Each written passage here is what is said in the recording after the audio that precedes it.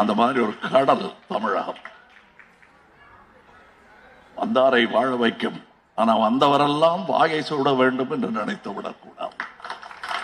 வாழ்வு தேடி வாருங்கள், கண்டிப்பாக கிடைக்கும். வாகை சூட வேண்டும் என்று வந்தால் எங்கள் போர்க்குணம் விட்டகலாது.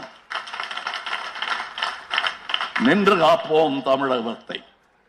அதனால் தான் இந்த அலையன்ஸ். புரியுதா? தமிழ்ல சொல்லிட்டேன். பட் இப்ப எல்லாம் மெஷின் வந்துருச்சு. இவங்க காட்டினாங்களே இப்படி சொன்னா தமிழ்ல அவங்களுக்கு டிரான்ஸ்லேட் பண்ணி சொல்லிடும்.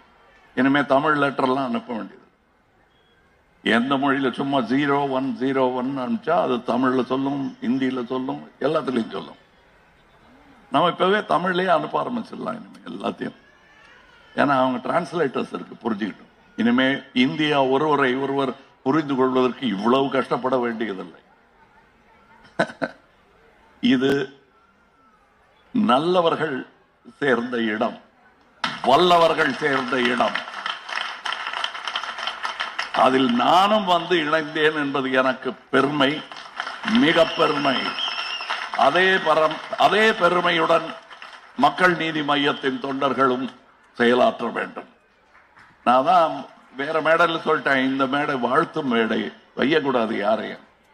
நல்ல நாள்ல யாரையும் வைய வேணாம். இங்க வந்ததுக்கான காரணத்தை உங்ககிட்ட சொல்ல வேண்டிய அவசியமே இல்லை. நான் திராவிடம் நாடு தழுவியது என்று சொல்லி பல வருடங்கள் ஆகிவிட்டன.